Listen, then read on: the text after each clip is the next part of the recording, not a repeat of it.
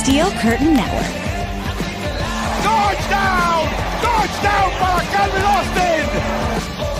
El Monte Washington es arma. ¿Quién más? ¿Quién más? DJ Watt! What is going on, Pittsburgh Steelers fans, and welcome back to another episode of the Steelers Preview. I'm Jeff Hartman, joined as always by Dave Schofield and Bryan Davis. Dave, what's up? How's it going? Hey, it's going. This new league year is really rolling on with all kinds of stuff happening, and yet still we wait. And we wait. Bryan, what's going on? Spring is sprung. Well, officially, I guess this is not the first full day of spring. That's tomorrow. I was trying to explain that to my wife today, that even though they call today the start of spring, tomorrow's the first full day. So there was confusion on that. So if anybody in the live chat or Dave wants to, get me offline to completely school me on that, that would be great. But I am loving every single day. There's something happening around the NFL.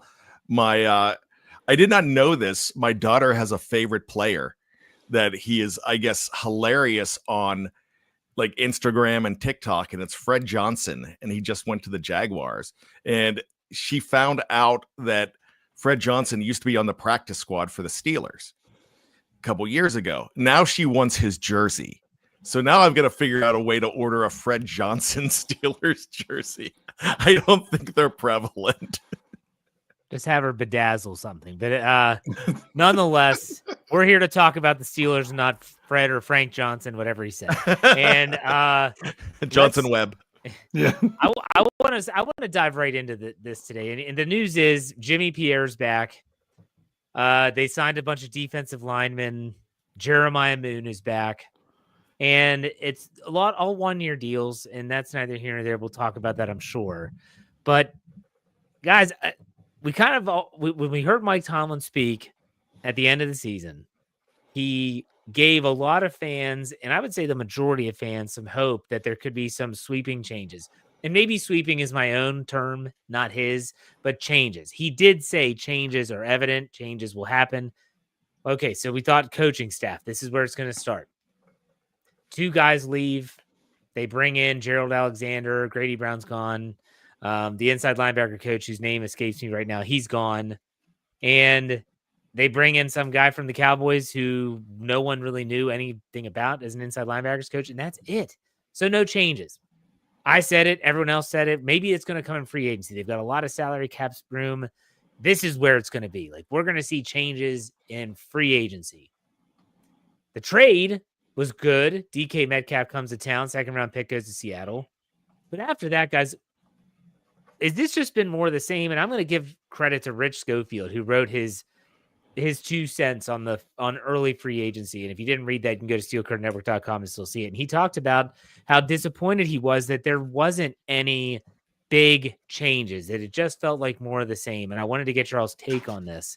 Dave, I'll let you start. What are your thoughts on the change or lack thereof in this Steelers offseason so far? well, I'm going to look at trying to read into my brother's mind, because I hope that I can do it a little bit more than maybe most people, saying I've spent so much of my life with him. It's not, there's a difference between change in personnel, change in coaching staff, and change in philosophy. The philosophy really hasn't changed, has it? I mean, you can see some. I mean, you could say the philosophy hasn't really changed. But then you can turn around and say, well, have the Steelers ever traded for a player and signed him to a 5-year deal? That's a change. That is a change in philosophy that you have to look at it there. But there's so many other places where you thought maybe that change in philosophy will carry over to, and it didn't. So the thing is, every year, the reason it's sad at the end of every season for the players is that, well, I mean, it's not always sad. Sometimes maybe they're happy that it's over. But the reason that you look at it is that you know it's not going to be the same group of guys that are there the next season. You're going to have guys leaving free agency. You're going to have additions in free agency. You're going to have new draft picks. You're going to have guys that might be their last chance at the NFL, or, they might catch on a practice squad somewhere else, or even with Pitt, it's not going to be the same. There'll be guys, there might be someone who retires, things of that nature. So it's never going to be exactly the same. So when you talk about change, it's always how much. Did the Steelers coaching staff change? It did. Did it change significantly? No. So it all depends on how much change you're looking for. Or is the Steelers roster changing significantly? I don't know if it's all that significant. Did it change at all? Yeah, it did. It most definitely did. So it's really all how much change you're looking for. Are you looking to keep it more of the same? Are you looking for major overwhelming changes? That's really what it comes down to, because there's going to be some change. The question is how much. All right. Good answer, Brian. What do you think? There was change. So Mike Tomlin told the truth, but he kind of didn't. And so let me say that. Dave mentioned that there was, some kind of change and there were different things. It's just not the change that we want. So it was almost misleading in a way. But I feel like Mike Tomlin left that press conference instead of the guys backstage is like, that'll hold him off for a while. And I kind of feel that way. And it's kind of like when your old lady comes up to you and says, hey, you have got to stop it. You've got to stop with these vices that you have. You can't be going out all night. You've got to stop with the cocaine and the midget porn. And then you say, no, I will, I promise. And you switch to drinking Jack every night and watching traditional porn. It's so I made changes, but they're not, they're just nothing. It's not what we expected, not what we were hoping for. And that's it. Jeff, I do need to correct you with one thing. They brought in one more coach, Gerald Alexander. From the Raiders, the cornerback. Yeah. You said that? Yeah. I thought you just said the Cowboys guy. No, I said that Gerald Alexander came in. But go ahead. That's neither here nor there. So, no, I apologize. We'll snip that later. But anyways, so it's not exactly what we wanted. But you're going to see some kind of changes. There's some truth to it too. Because like Dave said, in the philosophy with the trades, and there's also truth that Russell Wilson might not be there. Justin Fields definitely won't be there. That's change. There's 9 other guys that are gone that have already signed with other teams, or 10 other guys that have signed with other teams that won't be there, from Najee to Dan Moore Jr. all the way through. So there's guys that are different, and there's guys that have been brought in that there's change. So it's just not sweeping changes. We wanted sweeping changes, especially with the coaching staff, and that's what you aren't seeing. However, I think you're going to, not on defense, but I think on offense, you're going to see a lot of changes, because I think that it will be, we said this, if Justin Fields stayed, it would be tailored to his specific offensive style. And I think with trying to bring in a guy like Kyle Juszczyk, even though it didn't work, they were trying to get back to things that they didn't do last year. So I think you're going to see you're going to see Arthur Smith's offense coming in more to fruition and becoming what it is, melding that with what the Steelers want to do on offense a little bit more. I think a lot of the time, the first year is just one of those things where you're just starting something and it's got to be yours. Remember when Mike Tomlin took over in 2007, that was Bill Cowher's players mostly. The next year, it was not Bill Cowher's players as much, and they won the Super Bowl because Lamar Woodley, Lawrence Timmons, Rashard Mendenhall, a lot of those guys that weren't Bill Cowher's guys. So Mike Tomlin started to institute what he would do. So as far as everything goes, he still had some of Bill's guys, but this is going to be Arthur Smith's offense coming up a little more in year 2. All right. So Dave, you said something I wanted to double back with everyone and ask you. You said were the changes drastic enough? Yes, We have seen change. Yep. We have seen change. Yep. I'm not going to say that we haven't. That would be a lie, a bold-faced lie. Do you think after last season that there was a need for drastic change, both in the coaching staff and the roster and in the process? Dave, what do you think? I'll let you Oh, go. I'm so glad you asked this question because I was wanting to jump in and say something after Brian. And then you just set me up perfectly with the next question. Here's what you have to look at. Look around the NFL. How much change would the typical NFL team want to make with their team after winning 10 games the previous season? You don't want to just do the same thing because it wasn't enough. But how much do you want to change since you were able to get to 10 wins in that season? If you look around the NFL, you're wanting to change some, but you're not wanting, where you think, oh, we can improve here, improve here, improve here, some place. You're not going to burn it all down, tear it all down and start from scratch. That's not what successful NFL teams do after winning 10 games out of 17. Yet, with the frustration with how the season ended for Steelers fans, that's what they wanted them to do. But is that what they should have done? What I think's going on is I think there's change. It's nowhere close to the amount of change that the fans would like, but it should probably be more than what it is. But it shouldn't be anywhere close to what most people were hoping.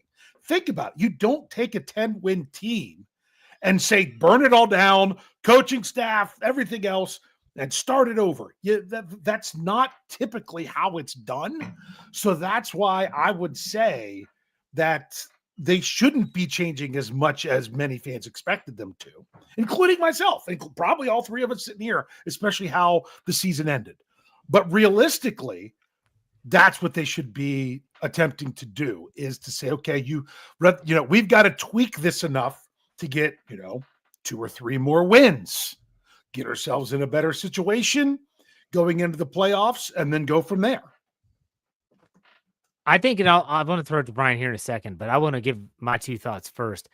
I think for me, if I was expecting some type of drastic change, it actually would have been in the coaching staff. I wasn't expecting. People talk about the number of free agents lost.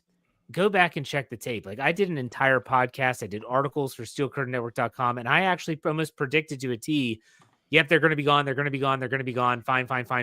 All these guys. Like, pretty much everyone but Justin Fields. Exactly. Yeah. And I even said, if Justin Fields costs too much money, he can go too. And he actually. Maybe Mike Williams, but not after the trade for DK Metcalf now. You don't need him. You're right. I was expecting for us to say, you know what? They're addressing some of the issues that we think that we see as fans, that the offensive line just hasn't turned into what we expect it to. Is it because of Pat Meyer's unique and weird system that he does? The secondary and the communication issues, how much of that was the DB coach? How much of that is the defensive coordinator? And I think Terrell Austin was someone that was kind of being called to task by a lot of fans, and we didn't see anything. And I think that's where I didn't expect them to go out and just spend frivolously just because they have the cap space. I did expect them to maybe be in the play for some commodities, especially on the defensive line, that were available. But I also understand the theory and the process with the comp picks, and that's a theory. But I don't know. I want to give Brian a chance. I was just going to ask you one quick question about that, Jeff. Just for you real quick. Were you disappointed that they didn't identify their weaknesses and specifically change those things? Is that what you're meaning by saying, communication in the secondary, things like that, that they're making changes, but it's not like they identified their weaknesses and changed things specifically in that regard? Yeah, I guess it's all of it. It's the fact that it starts with the coaching staff, front office, and it's the way that they assess players. It's the way that they go about their business that I feel like needed to be adjusted. We'll put it that way. Yeah. So I don't know. It's not really a great answer to your question, and I apologize for that. No, it's fine. I was just curious if that's what. Okay. Yeah, Brian, what's your take on that? The drastic changes. Well, the bottom line to everything is this: there is one thing that I hate the most, about the way Art Rooney runs this team, and it's simple. It has to do with the assistant coaches. One, they don't have enough. They have the least amount in the league. Number two, this whole philosophy, the worst philosophy in all of sports, as far as when it comes to a coaching staff. I have never seen this. Is the Steelers are the worst at this, and it's let their contract expire. We're not firing them. We've talked about this so much, and that's what they continue to do. But the other thing I'm going to mention here is we as fans diagnose the problems. The Steelers diagnose their problems, and they are completely different problems.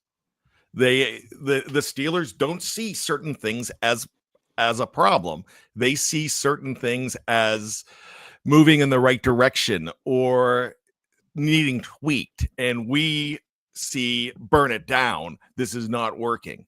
So that's really the philosophy is different between the fans and the organization, and that's something that is never going to change. You know, you might have. We've heard this all the time. A lot of people have told us what we should do on our shows. Different. And guess what? It doesn't work because we should do this and we should do this, but we can't do it that way because there's reasons behind the scenes with everything. There's reasons the way that we do it. So I feel that they feel justified in the way things are going. And that's it. So I think there's the two philosophies that are completely different are fans versus Steelers. That's fair. That's very fair because they're going to have their own processes and fans are going to have their own mental process, which are not even close to the same line in linear space. But still, at the same time, it's one of those situations where we all think we know what's best for the team that we root for.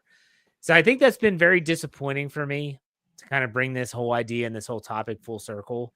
Is yes, Dave, you're right. And I guess I didn't think about it in that aspect that, yeah, you sign a DK Metcalf and give him a 5-year contract. Like that's changed. That's different. They're putting money into the offense, which is something that people have been screaming for a very long time. I guess it's just the fact that, you know, and I talk about this on Fridays, Let's Ride, and I don't want to just reiterate everything. I have some serious questions about how they're approaching 2025. I'll just leave it at there.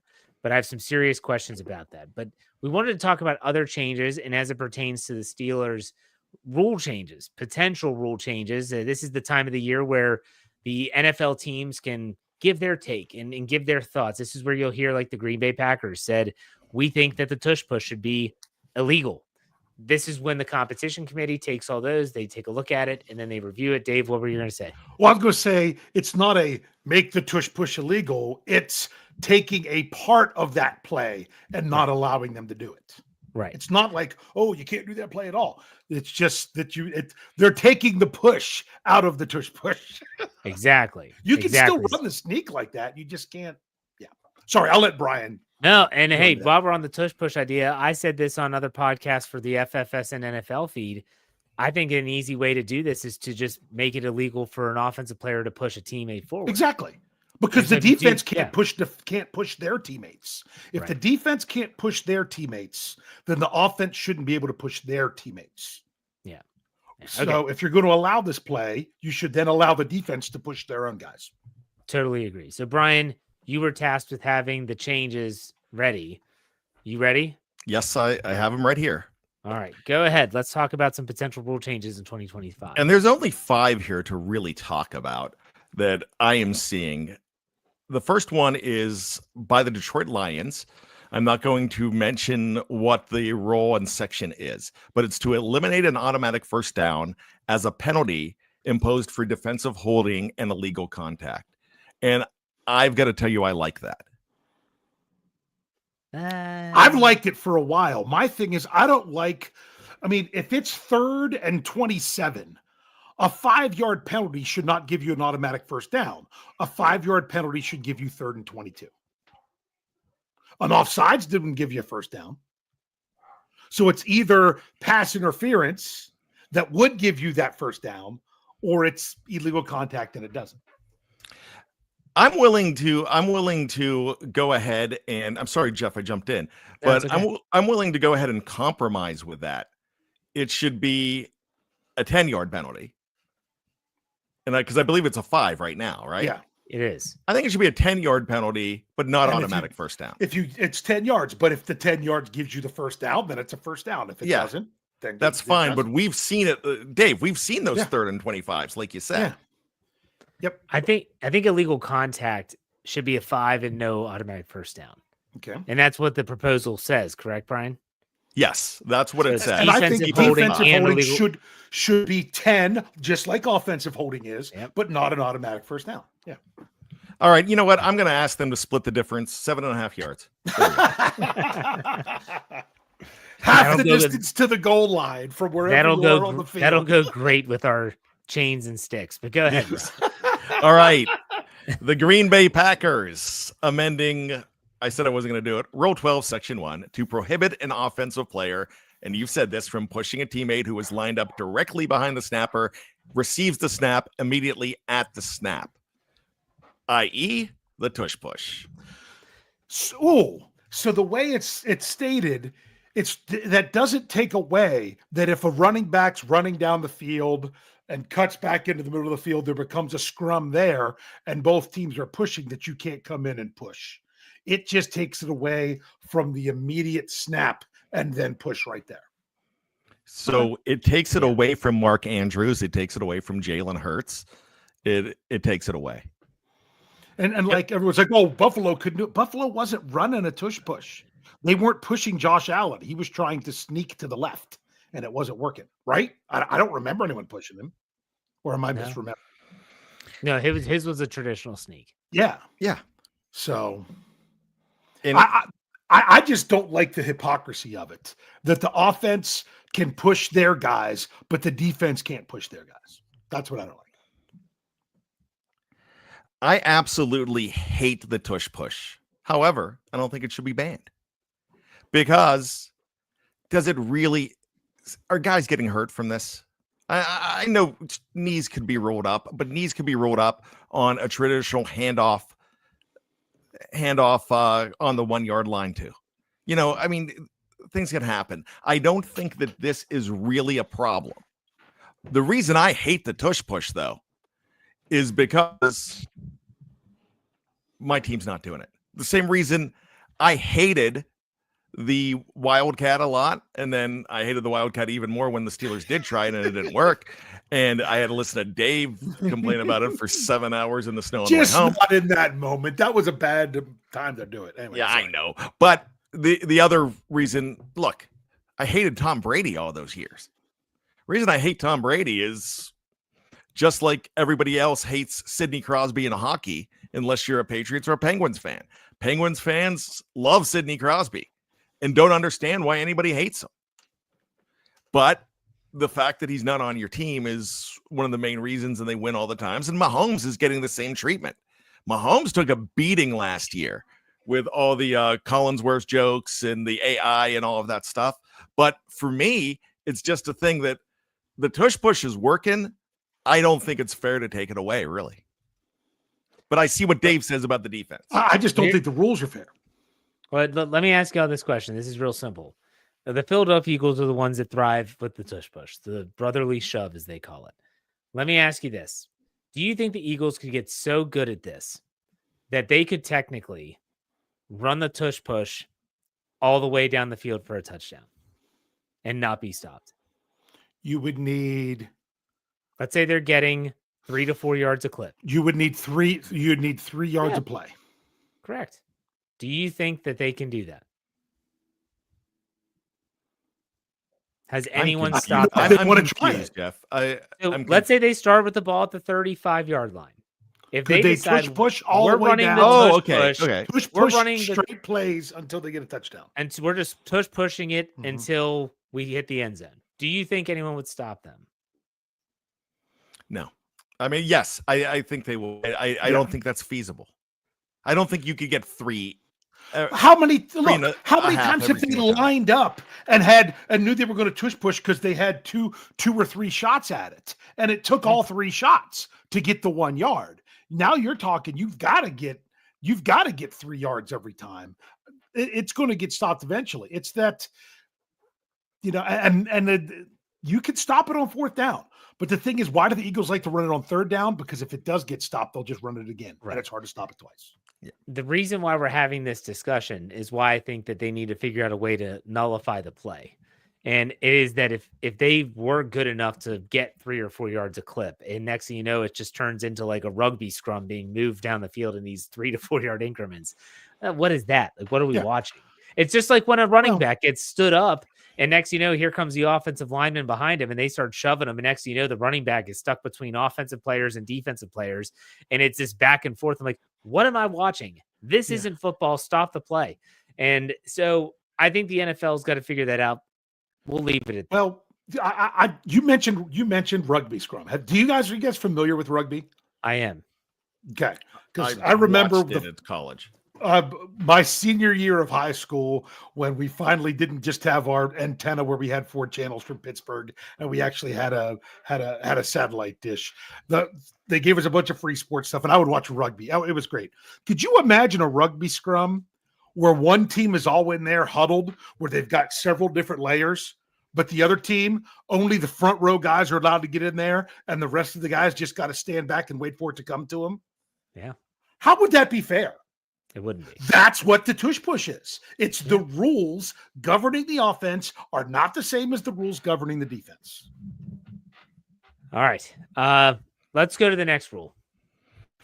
All right. The next rule is, of all people, the folks from Philadelphia to amend Rule 16, Section 1 to align the postseason and regular season overtime rules by granting both teams an opportunity to possess the ball regardless of the outcome of the first possession, subject to a 15-minute overtime period in the regular season. I love this rule. Way to go, Philly. This needs to happen. So they're suggesting that even if a team takes the ball, goes down and scores a touchdown, the other team will at least get a chance to answer. Yes. Dave, what are your thoughts? I could go either way on this one. I'd really have to break it down for a longer time to think about the pros and cons. I can see the pros and cons both ways. I've still said that for overtime, I don't think they should do a coin flip. I think they should, and it would make the end of the game a little bit more interesting. They literally should treat it as the end of a quarter, and you change end of the fields, and it's the same down and the same yard line and everything from where the game ended. So if you're taking a knee to go to overtime, when you're taking a knee on the 25-yard line, your own 25-yard line, when you come out for overtime, it's 2nd and 10 or 11 probably, because you probably lost yard. So, but I don't think you'd take the knee there at the end. I think you'd hand it off and or run something to try to get some yards, like it was your first down play, like you would at the end of a quarter. So that way it takes the coin flip out of everything with overtime anyway. Because even if both teams get the ball, the thing is, the team that wins the coin flip, you could say, okay, they go down, they score a touchdown, they give the ball to the other team. The other team goes down and gets a touchdown to tie it. Well, maybe to tie it. Now it's this team that didn't win the coin toss that they're deciding, hey, do I want to give it back to that other team for a chance for them to score a field goal and win it? Or do I want to go for 2 right now to try to win it and not give them the chance? That could be exciting, but I don't like that the coin flip is what decides these things. Also, if they're going to allow both teams possession no matter what, they've got to make it longer than 10 minutes. Well, it said 15. No, did it say 15 in the rule? Yes. Okay. And that's what I was going to point out. Adjust it back to 15 in the proposal. Yeah. I think regular season, you don't need to play a full quarter. If they score a touchdown, it's over. Playoffs, keep it the way it is. If they get a touchdown, they get a chance to answer. I don't see a need to change this. Go to the next one, Brian. Well, no, I didn't get a chance to comment. I hate when they changed it to 10 minutes because there's a lot more ties that way. And you've seen teams come out and do a 7-8 minute drive in overtime. And then there's just it takes a lot away from the game. There were not a lot of ties in the National Football League before the 10-minute rule changed. They were rare, actually. And there's been a whole lot more since this change. So I would love since the implementation of overtime. Back in the day, they were not. Yeah. I know what you mean, Dave. Come on now. But so here's what I'm saying. I like the fact that I agree with Dave, because the coin flip is a problem, but I don't like that you just continue doing what you're doing. And because I would hate that, because I like the fact that somebody misses a field goal or something happens, and then you wouldn't have anybody going for a field goal or doing what have you. They just keep going. Because think about that famous the Ben tackle game in the playoffs. So if time wasn't running out there, they might be going for it on fourth down. Now everybody goes for it on fourth down now too. So I would hate for that. I wouldn't like that. So I would like to see Dave's idea and just change it a little bit. That if you have the ball at the end, whoever has the ball last gets the decision. How about that instead of a coin flip? Well, see, to me, if you're the team that scored last to tie it up, let's say you kick the field goal at the end, you're just kicking off to start overtime. There's no coin flip. The other team gets the ball. So I understand that, but if you still have the ball, and you're running out of time and you're not getting down the field, you could have it. You could have. You don't have to do the coin flip. You still have it. But then you have to ask yourself, if it's 3rd and 3 and you're sitting at the opponent's 40-yard line, do you want to try that really long field goal to try to win it in regulation, or do you just want to try to get that first down and continue with the ball? It would change a lot of things. I'm still not sold that it's the right thing, but it would just change the idea. We don't have time to fix all the problems in the NFL. These are just the rules changes that were actually. I did have one question for Brian, though. How many ties were there in the NFL last year? I don't know, Dave. I actually don't. There weren't any. But I think they're figuring it out. I just don't like the 10 minutes. Yeah. And I like the idea that, we got bit by the Tim Tebow game as Steeler fans watching that game, and they didn't have a chance to answer. And I think the Steelers were the better team. They didn't have Ryan Clark in that game, but they let him hang around, and it happened that way. So I like getting a chance to match the 7. I think that's just fair, because the reason it was changed, because not everybody gets a chance to touch the ball. If they get a touchdown, you still don't get a chance to touch the ball. All right, the next one. Yes. Back to Detroit. The Constitution and bylaws to amend the current playoff seeding format to allow wild card teams to be seeded higher than division teams if the wild card team has a better regular season record. I'm just going to go real quick and say, I hate this. If you win the division, that's the incentive for winning the division. Don't like this. I love this. I think that if you win the division, you should host the game. But in terms of reseeding, tell me why the Minnesota Vikings last year were a wild card team when other teams that had a worse record were, above them in the seeding, and maybe the home team, maybe is it say that they should be the home team, that they would be the higher seed, right? So a wild card team with the better record would then host, correct? Yes. I could get on board with this. Dave, what do you think? So what was the question you just asked, Jeff? I'm trying to understand it. Meaning, if you win a division, would you still host even though you could be like the higher seed in a future round?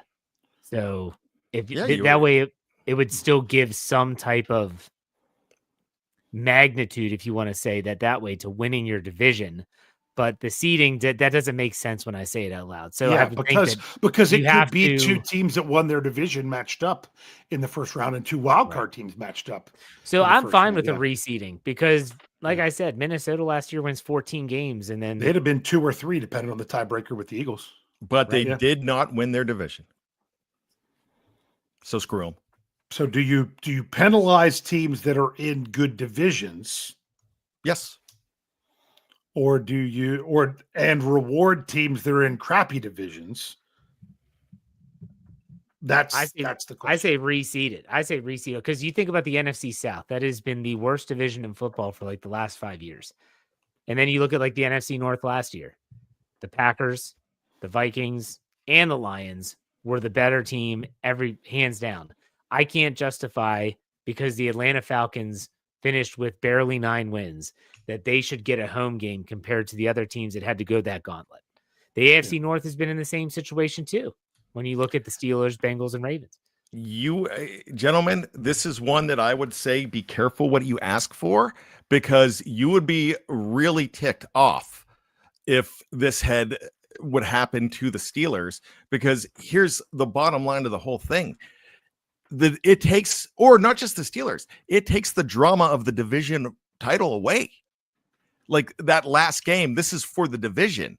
And it's like, well, hey, we'll just go ahead and settle for this. We'll get the home game anyways. So that game that was for all the marbles last year of Minnesota and Detroit at the end, that was exciting. NBC put it on. That was for a bye. Well, let me say something else though, Brian. If they reseeded, not only does that Minnesota-Detroit game on Sunday Night Football in Week 18 mean something, the Philadelphia game now means something. They have to play their game. They have to win, because they've already locked up the NFC East. They've already locked up home field advantage. They're resting Saquon Barkley, even though he could break the scoring record. So in that case, you'd have another meaningful game, because Philly can't lose, because if everyone's reseeded, Minnesota could potentially have the higher seed and then host the game. I think it would mean more meaningful games than you think down the stretch. But if you're on the bubble and then a team does what happened in 2013 and Andy Reid sits everybody, and then the guy misses the field goal. I try. Ryan Suckup. It would happen no matter what. It would happen no matter what. The situations you're just outlining happened without reseeding. So these things are going to happen no matter what, whether they keep it, whether they change it. Dave, you can give your. We'll agree to disagree. What I was going to say is, if you look at the NFC last year, the 3 teams that would have been hosting games in the wild card round, if you're seeding strictly by record, would have been Philadelphia, who did, Minnesota, and Washington. They would have hosted the games. We would have had Washington playing Green Bay in the first round, and then between Minnesota and Philly, I don't know the tiebreakers between them, they would have been facing the Rams and the Buccaneers. Is how it would have would have worked out that way. When you look at the AFC, the only change would have been the Houston and Chargers game. I'm pretty sure just would have switched where it was played, based on the other tiebreakers and stuff. So in some instances it would make a huge difference, and some that it wouldn't. And y'all, for the most part, I lean more towards Jeff. But the one thing in the way that what Brian's saying, what I have to say with that is, within your division is where you have teams that have the most similar schedules than you do just across the conference, because which actually gives you a better indication of your record. Even though you have 3 games that are against different opponents, that's still closer than what one team in the NFC North played versus what a team in the NFC East played. So I could that's another way that I could say it, is by keeping it with divisions, you could actually see a little bit more how they're, based on similar schedules, you would see that too. The last thing I'll say is, while I said, the let's reseed, I don't think there's any chance in hell this gets changed. Yeah. I think they keep it the way it is. Yeah. So, all right, Brian, let's move on. All right, fellas, this is the final one, and it's the Detroit Lions. Man, they were busy. The Steelers had one rule change. Yeah, the Steelers had one too. The free agency visit thing, but that's okay. Go ahead. Okay, so I guess these are the top 5, I guess. But I'm looking at this one to exclude from the 90-player limit a player placed on reserve, injured before or on the day on the roster reduction to 53 players, unless such player is designated for return.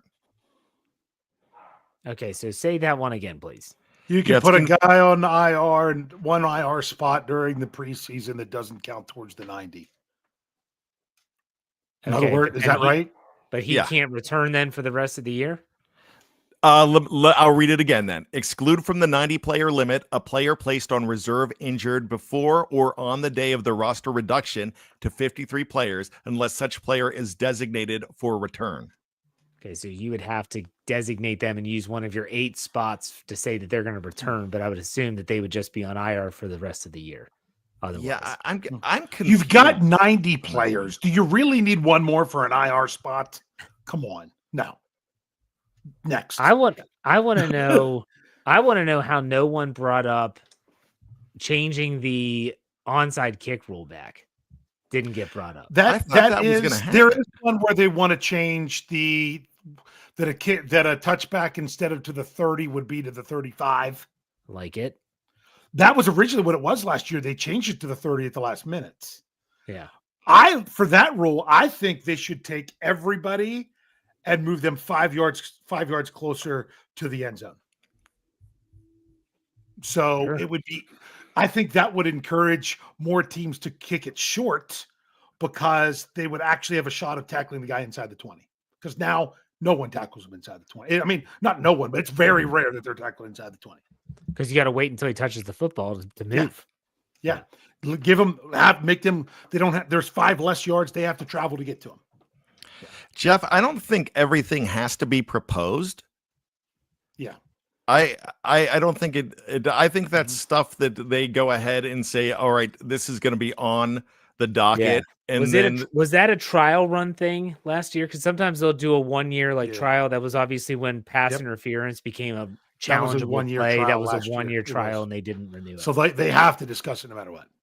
Okay. Yeah. So all right, well, I'll tell you what, we got to take a break. Yeah, so we're gonna take a quick break. Okay, the rules. Well, we're gonna take the break. We're gonna take a quick break, and we'll come right back. Those watching live, we're not going anywhere. We'll be right back.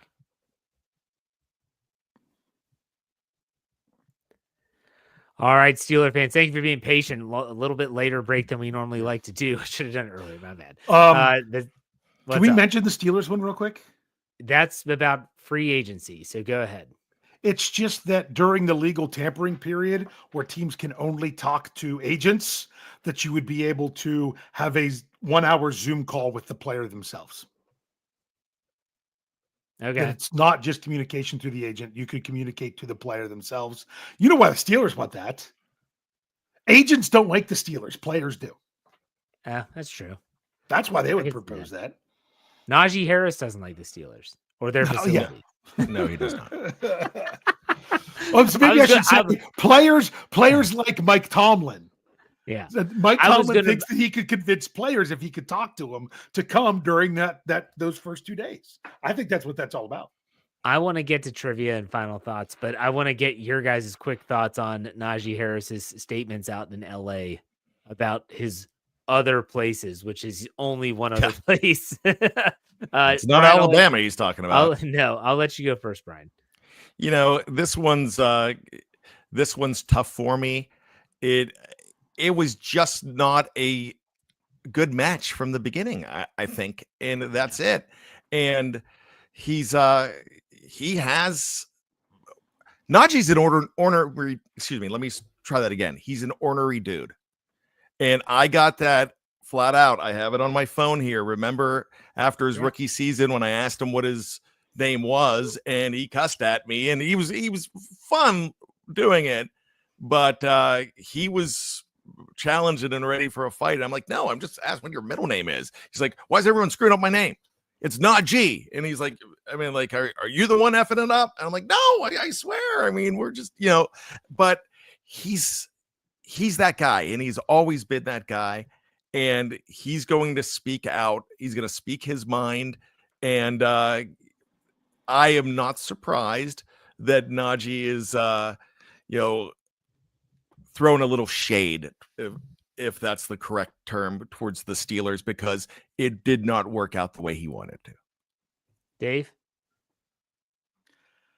Didn't care enough to listen, so I don't even know what it is to even comment on it. He didn't say anything that was crazy. Like when he talked about the facilities, when he in his introductory press conference, and they have a brand new facility. Like it is magnificent. Okay. So that was one thing. But recently he had a one-on-one interview with the Chargers media team. And he talked about how in Pittsburgh, he's like, man, the offense, I didn't know it. He was right. When Ben retired, there was no veteran leadership on the offense. And he talked about how they went to a rookie quarterback in Kenny Pickett.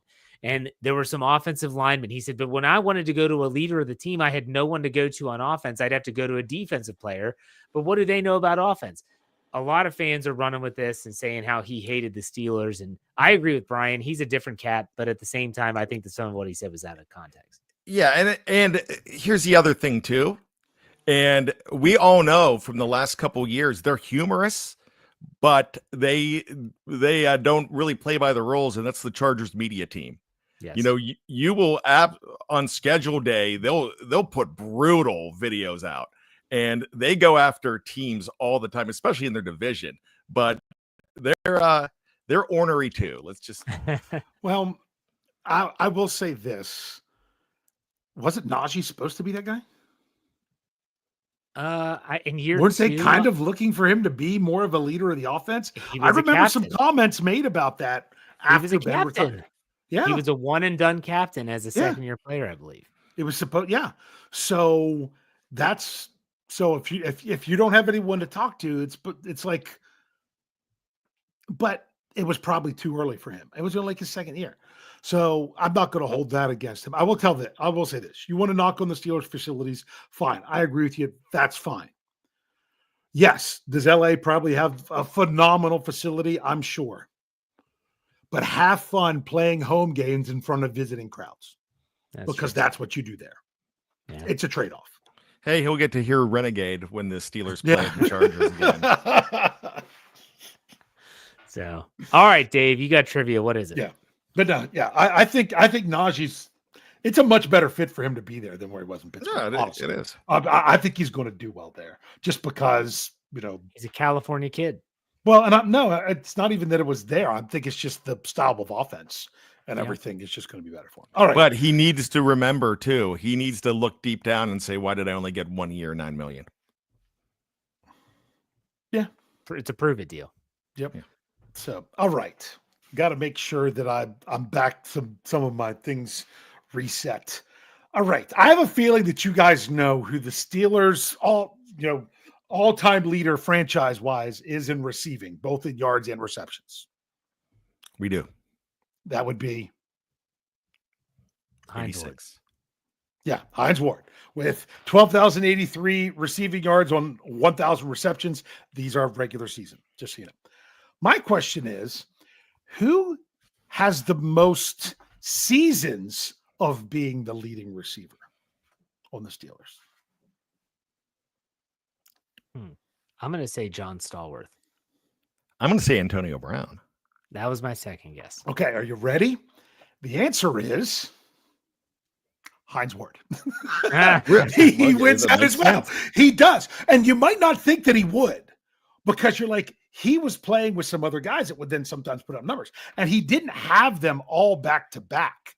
That's the biggest thing with him, is that there was people I'm trying to get right to it right now. Like he had, for example, the first year he led the Steelers in receiving was 2000, but in 2001 it wasn't him. Then he did it for a bunch of years in a row, and then it was Santonio Holmes in 2007. Then he was back in 2008, but he did it. I'm pretty sure it's 7 times. 1, 2, 3, 4. Yeah, 7 times. There was somebody that did it 6 times, and 2 people who did it 5 times. Have any idea who those are? Can you say that again, Dave? Okay. Hines Ward led the Steelers in receiving 7 different seasons. Okay. Mm-hmm. There is one person who led a different person who did it 6 times. They led the Steelers in receivings, and 2 people who did it 5 times. Do you know who those players are? I'm going to say Antonio Brown's one of them. Do you think he's a 5 or do you think he's a 6? I think he's a 5. He is a 5. Very good, okay. Jefferson. I'm going to say the other 5 is Lewis Lips. Lewis Lips was not the other 5. Okay. He was the 6. Was he? That was the thing. Was he? He was the 6. Okay. Or is Stallworth the other 5? But and my hint was going to be Louis Lips once again. Wasn't every year. Hold on, I messed it up. It wasn't every year in a row with him. He had a year in there that it wasn't him, and it was the person that was in there. Well, that was the other one, and that was Stallworth. He was the other 5.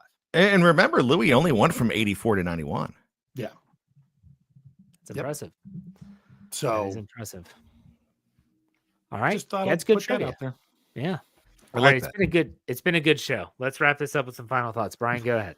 All right, this is really quick here. I want to talk about. I'm going to bring out a lyric because I love my song lyrics. So 40 years ago, the song "Everybody Wants to Rule the World" came out, and it's big again because of the new Despicable Me movie. But that song, one of my favorite lines in that song is one headline: "Why believe it?" And so I'm going to talk about headlines here. And the first thing, before I get to the headline, I'm going to bring up the hostage headline. And the hostage headline is why are the Steelers letting Aaron Rodgers keep them hostage? And hey, I'm not arguing that completely. But I want to say something else. Justin Fields held them hostage as well. And he held them hostage the entire way before this whole thing happened. So everybody's saying that the Steelers wouldn't go ahead and give Justin Fields the money that the Jets did.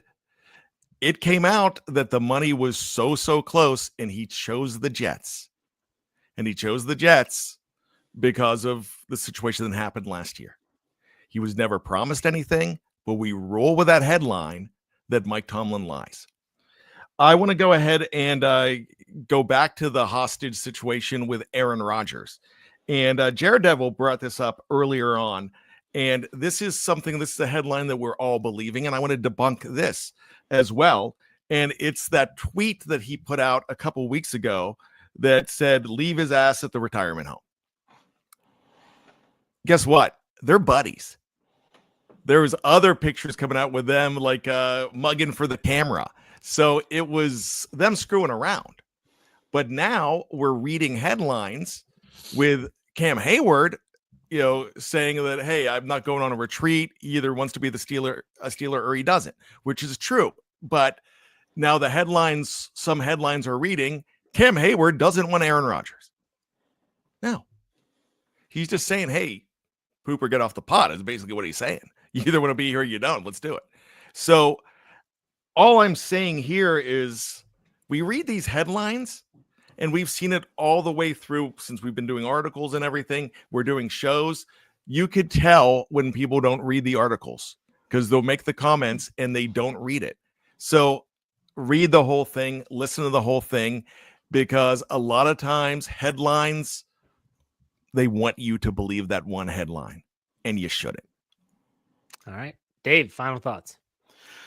Final thoughts. I was talking earlier in this show about, the Steelers and 10 wins and teams that blow it up or don't blow it up and everything with those kind of things. And yeah, sometimes you can't. I mean, my goodness, the Seahawks, they won 10 games last year, but you know what? They didn't make playoffs with it. And what did they do? They decided to basically kind of blow up their offense.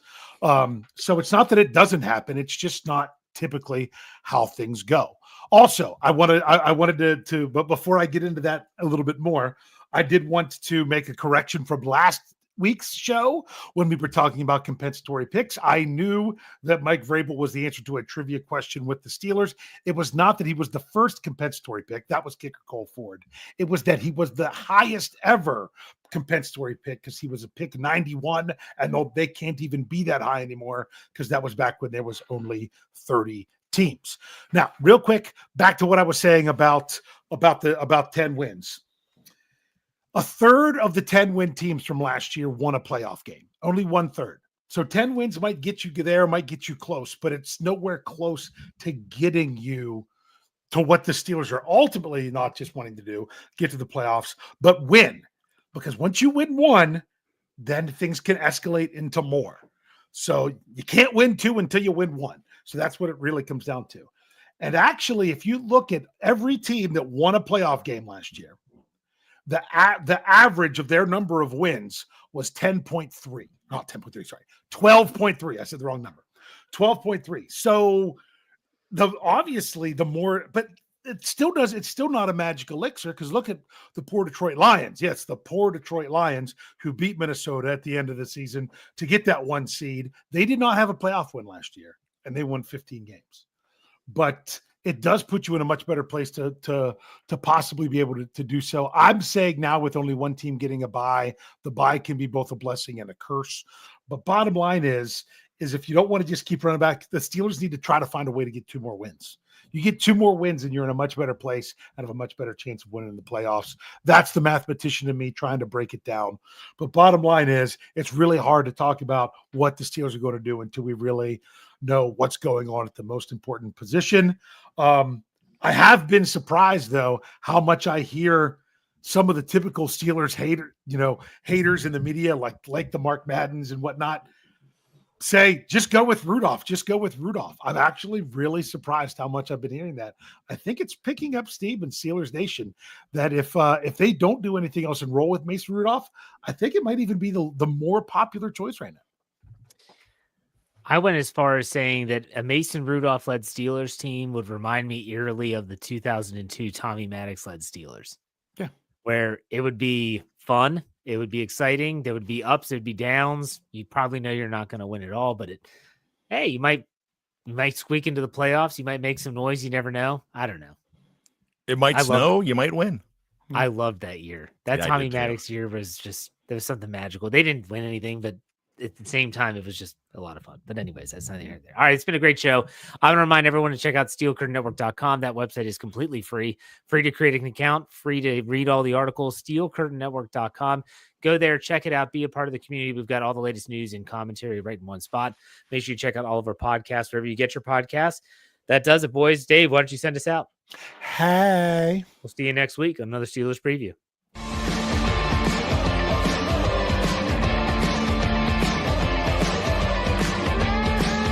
Steel Curtain Network. Get